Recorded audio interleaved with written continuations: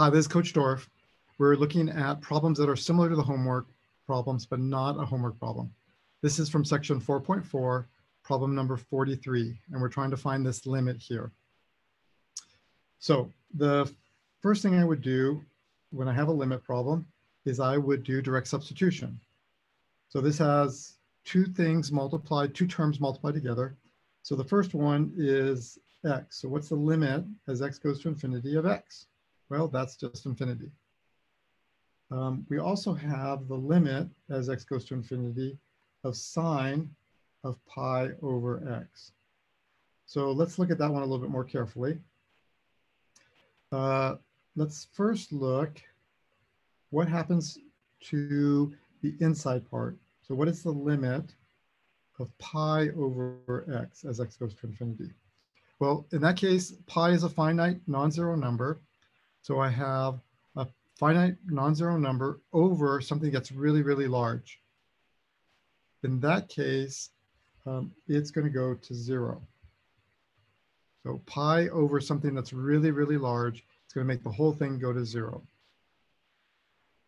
So that means then that the limit as x goes to infinity of sine of pi over x is going to be, I'm going to have the sine of something that's going to 0. So that's going to equal the sine of 0, which is 0.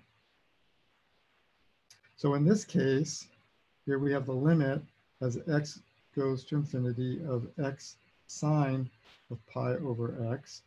And that's going to have indeterminate form of infinity times 0. All right. And so that means that I should rewrite this in a form that I can get a rational expression that has 0 over 0 or infinity over infinity, and then I can use L'Hopital's rule. So how can I rewrite? So you need to rewrite x sine of pi over x. Well, I can do that one of two ways.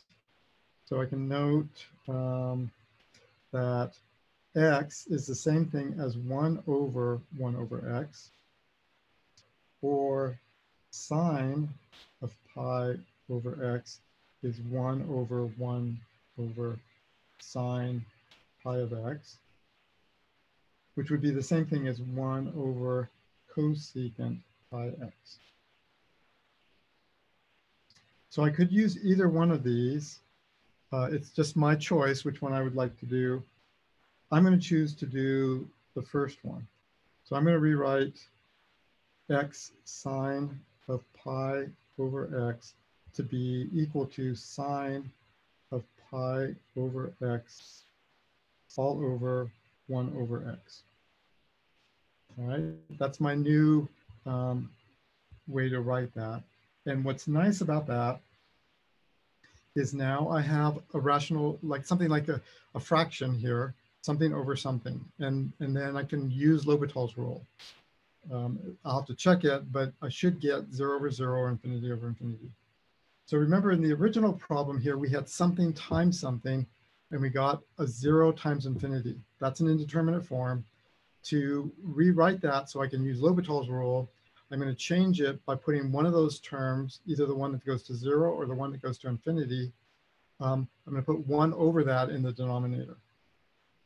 So now my original problem was the limit as x goes to infinity of x sine of pi over x. And now I've rewritten that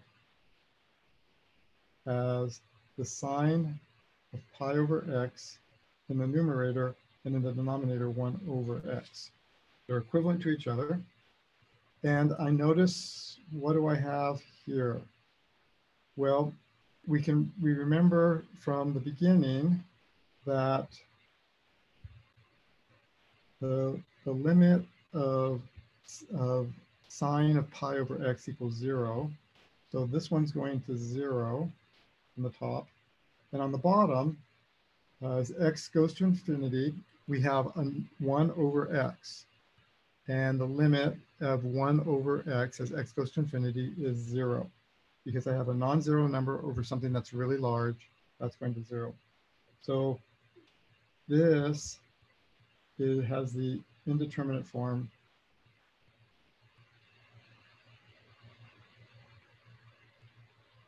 of 0 over 0, which is great because now I can use L'Hopital's rule. So we use L'Hopital's rule.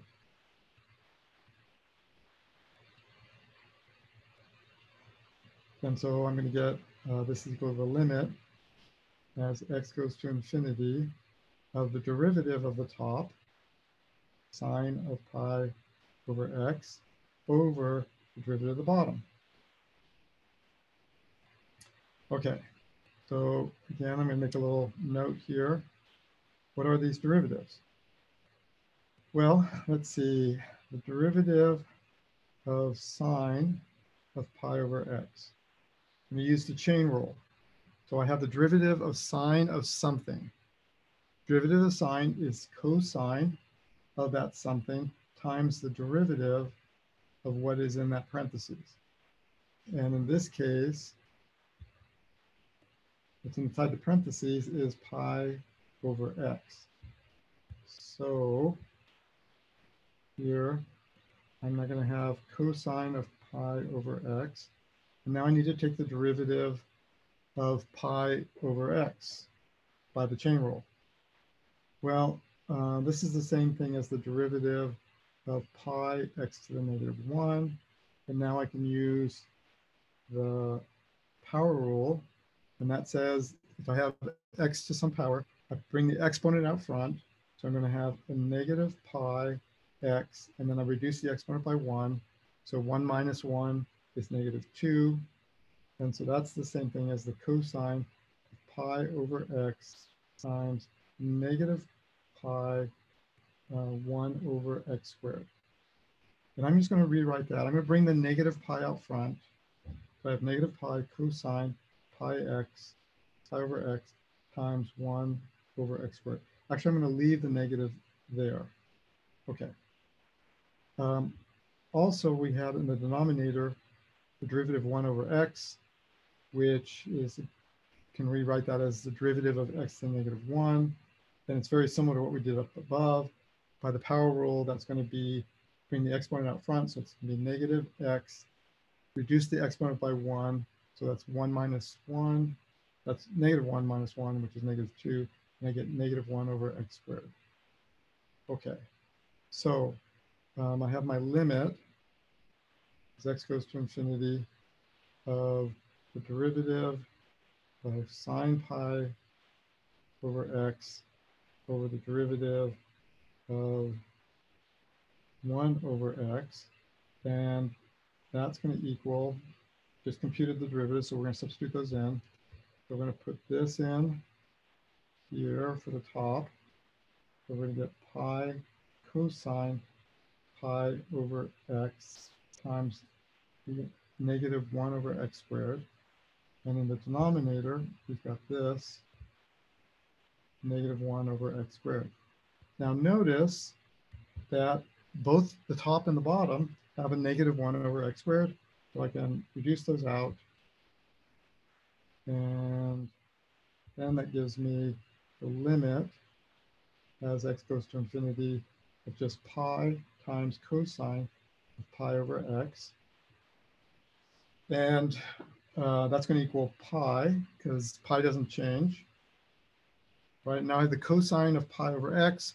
We talked earlier that the pi over x, since pi is non-zero and x is going to infinity, that's all going to go to 0.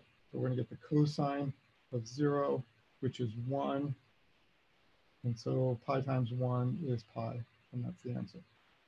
Now you may ask yourself, way back at the beginning, we had the option of doing, I'll put in blue here, we had the option of doing either this or this to change my original function to make it go from the indeterminate form infinity over infinity into something that was a rational expression, something over something. And so I could then use L'Hopital's rule. We chose the first one If you chose the second one, it would still work. When you did the indeterminate form, you would have gotten infinity over infinity, but you would have just done exactly the same method here. You would have different derivatives, but the final answer would be exactly the same. In both cases, the answer was pi. All right, thank you.